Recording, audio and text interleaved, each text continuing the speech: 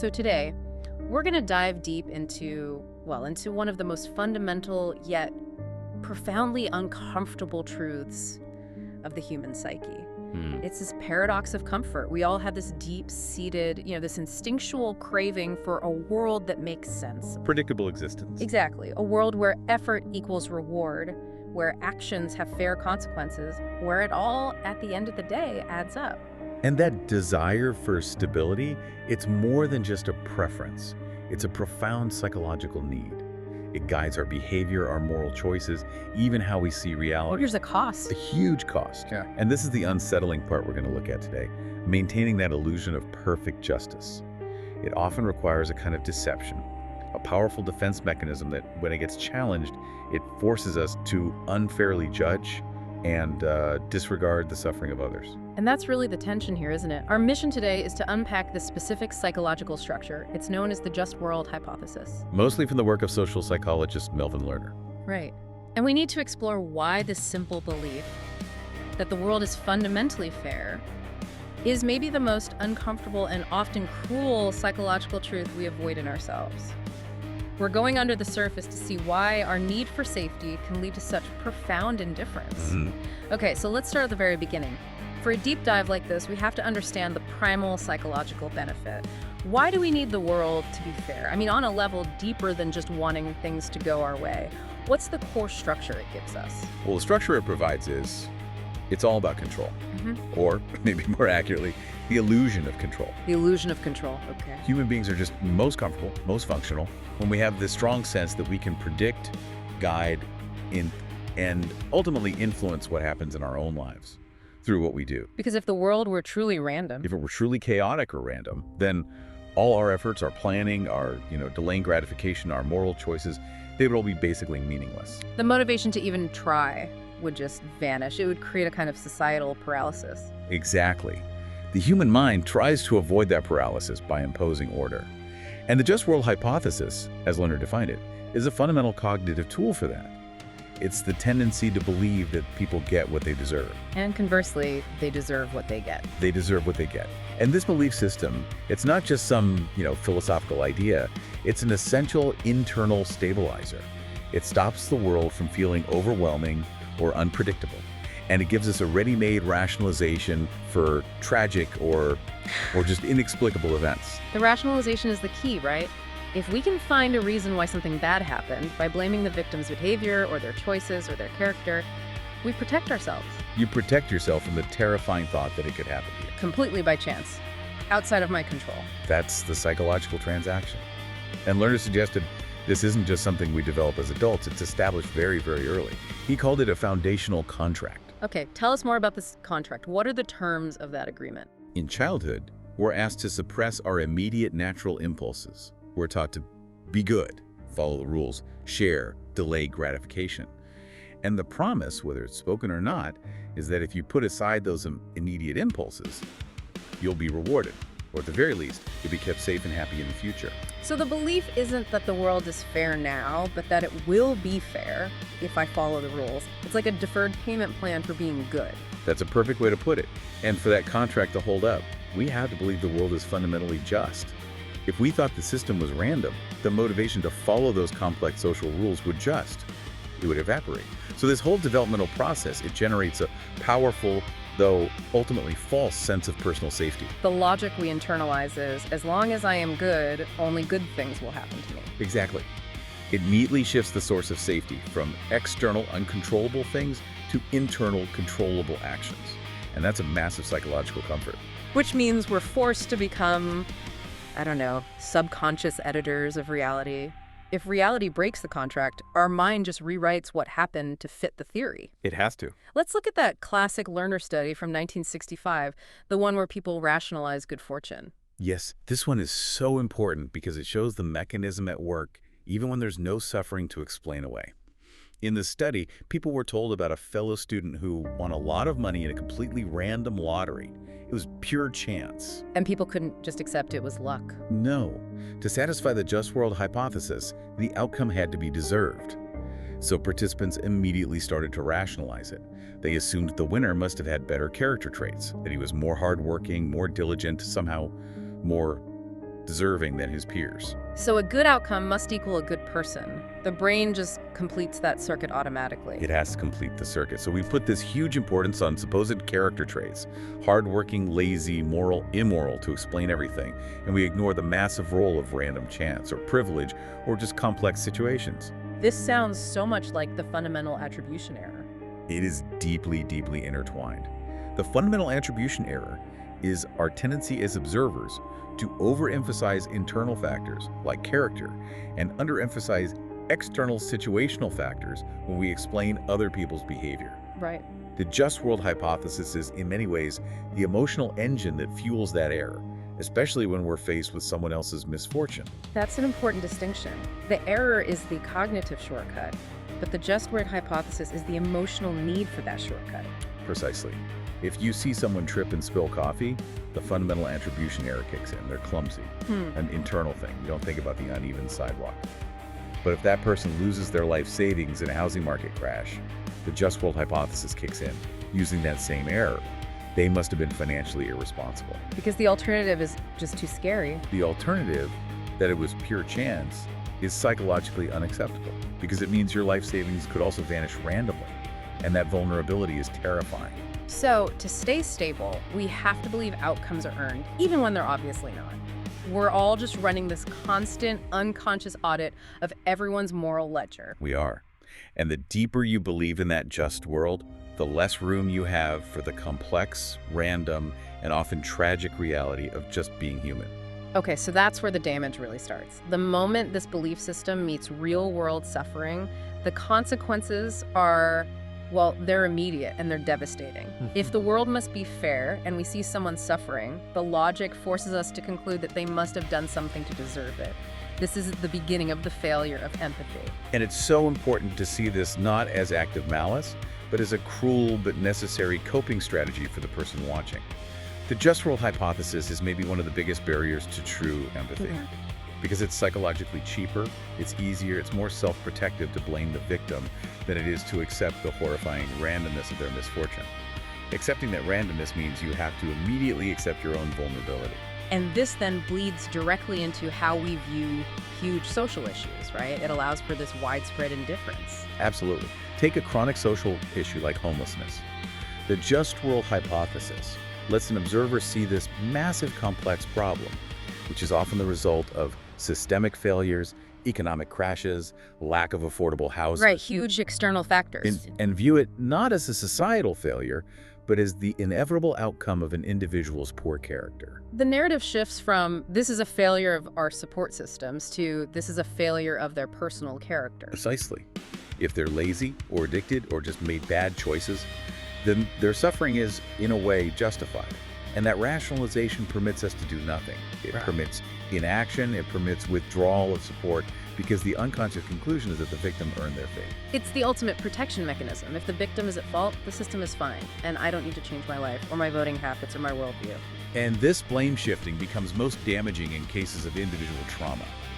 The awful practice of victim blaming, especially in cases of sexual assault or abuse, is a textbook application of the just world hypothesis. In those cases, the focus often shifts completely away from the perpetrator and just fixates on the victim's choices. Intensely.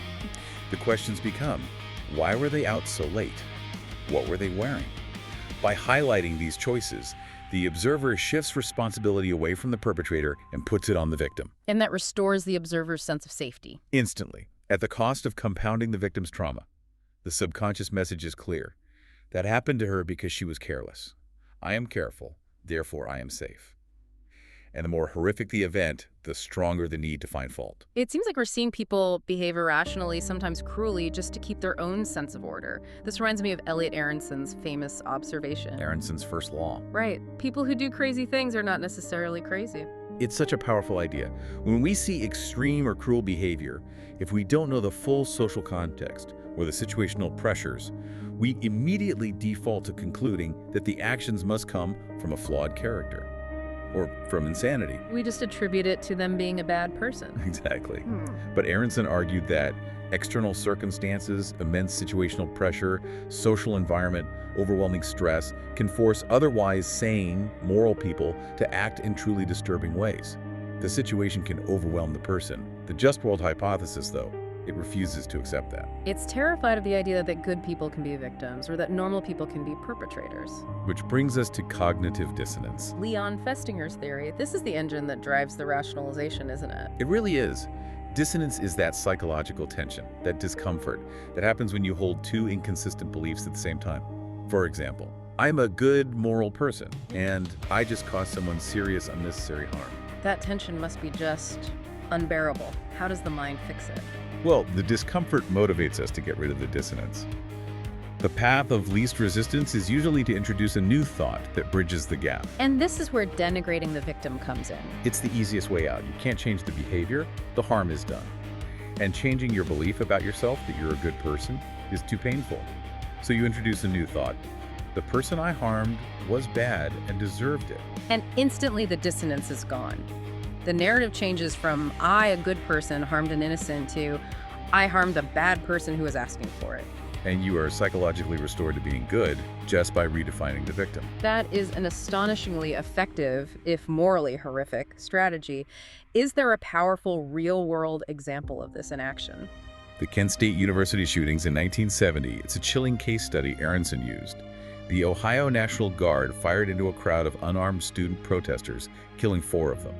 The event was senseless and nationally shocking. And the people involved, the Guard members, the local townspeople who supported them, had to reconcile this horrible event with their identity as good, patriotic Americans. The dissonance was immense. To live in a world where American students could be shot dead by American soldiers, it was unbearable for their core beliefs.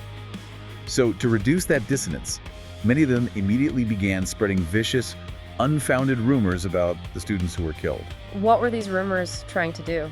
They were designed to make the students seem subhuman, morally bankrupt. The rumors claimed the students were filthy, carried diseases, were communists, drug addicts, that the female victims were pregnant, anything to make them seem undeserving. So they were slandering the dead to preserve their own moral standing. And to preserve the just world contract. It's a terrifying example of the just world hypothesis acting like a psychological sledgehammer, forcing reality back into a predictable shape. It proves Aronson's point. Extreme situations can move normal adults to behave in very unappetizing ways. That look at dissonance really shows the cost of forcing the world to be just. It's an act of cruelty. So what's the practical lesson here for us? How do we step away from this automatic destructive pattern? The journey has to start with self-awareness, recognizing the automatic nature of our emotional responses. The psychologist Nico Frida noted that emotions are powerful, and they often begin before our conscious mind is even fully aware of what's happening. So if your first gut reaction to seeing someone suffer is judgment, like they should have known better, that's the just world mechanism kicking in. That's it, kicking in unconsciously. And if the response is automatic, you need a conscious, rational system to interrupt it. This is where Albert Ellis comes in. Yes, his rational emotive behavior therapy. Ellis saw that so much of our suffering comes from what he called the tyranny of the shoulds, this painful struggle to reconcile reality with how we insist things should be. And the just world hypothesis is the ultimate should. Good things should happen to good people. It is the ultimate non-negotiable demand. And when reality violates that rigid should, when a good person suffers, we don't just feel sad. We feel a kind of emotional catastrophe because our core contract with the world has been broken. We spiral. How does rational thinking counter that spiral? Let's use the example of losing a job. A hardworking person gets laid off because of an industry downturn. Okay. The person operating under the tyranny of the shoulds thinks, I shouldn't have lost my job. I followed the rules, so I must be worthless. This is a disaster. I'll never find work again. That's an irrational, catastrophic conclusion. And the rational thinker?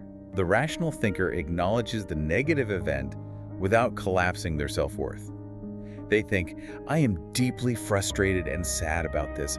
It's a difficult situation, but while I failed to keep this job, that does not mean I am a worthless person, and it certainly doesn't mean I will never find another one. And that leads to healthier emotions. Frustration, maybe, but also motivation. Exactly. It disrupts the compulsive, cruel need to rationalize tragedy, whether it's our own or someone else's. It's ironic then. The just world belief, which is supposed to make us feel safe, actually makes us more vulnerable. That's the profound irony. If you hold too tightly to the idea that only bad people suffer, you dramatically increase your own vulnerability to self-blame when misfortune inevitably strikes you.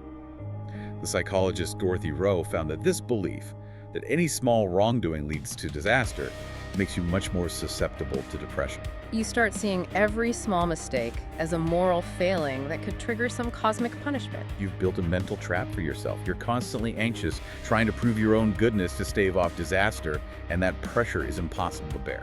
So the real antidote is acceptance, not control. This feels like it's leading us toward Carl Rogers. Carl Rogers gives us the pathway out of this constant judgment. He stressed the importance of unconditional positive regard. Which is the belief that people are, at their core, good and healthy. Right. It demands that we view others and ourselves with absolute non-judgmental acceptance. It's not something you earn through good behavior, it's just granted as a baseline. And that unconditional acceptance, it alleviates the pressure to always be good to prove your worth. Yes. We recognize that we are all in a constant state of becoming, as Rogers put it. We are all worthy, regardless of our performance or our outcomes. And that directly cuts the need to find fault when tragedy happens. And that acceptance has to extend to the painful parts of life, too. It absolutely must. As the existential psychotherapist Rollo May said, suffering and anxiety aren't problems to be fixed. They are natural, essential parts of being human, and they're often the deepest catalysts for our growth. We have to accept the inherent randomness and tragedy of life to find any real emotional stability. When we talk about shifting our internal framework, it makes me think of Edward Tolman's work on cognitive maps. The world is a God-given maze. Right. Tolman's idea was that we're always building a mental map of the world, not just of places, but of the rules. The rules of cause and effect, the moral landmarks. We learn this through what he called latent learning. It's happening all the time, without any immediate reward. And we only realize how much we know when we suddenly need to find something. The just world hypothesis is a very rigid, very old landmark on that map. It says, go right, get a reward. Go left, you suffer. Real psychological growth is about having the humility to update that map when you encounter something that contradicts it, like undeserved suffering. You can either distort reality to protect the old map, or you can resiliently draw a new one. This whole deep dive really challenges our assumption that we are rational, conscious actors. It seems these powerful drives operate largely beneath the surface. And that leads to the final point about the instability of our own perception. From Freud onward, psychology has shown us that the conscious mind is often just the puppet of the unconscious. David McClelland's work confirmed that our deepest motivations are largely unconscious. So if the drives are hidden and the thoughts are automatic, how reliable is our perception of reality, especially when we feel so certain about something emotionally? That's the ultimate destabilizing question. We rely on memory to build our truth. But Elizabeth Loftus's work showed the human memory is not a perfect recording. It can be distorted by suggestions, by our current emotions, by what we want to be true. Her work on eyewitness testimony was groundbreaking. Just changing a word from collided to smashed could make people remember seeing broken glass that wasn't there. Exactly. Misinformation can literally be planted in our minds. So if our own subjective truth is that unreliable, that fragile, how can we possibly expect the entire world to adhere to our rigid demand for perfect cosmic justice? So the lesson is letting go of that demand. Accepting the randomness is the first step toward empathy. And this leaves us with the final provocative thought. It's a takeaway from Elizabeth Loftus's research, and it challenges the very foundation of certainty itself. The thought that should ground every future attempt at empathy is this: what we believe with all our hearts is not necessarily the truth. The first and hardest step toward building a more resilient and robust reality is accepting that the world is not perfectly just, and that our psychological comfort is never worth the cost of blaming the innocent.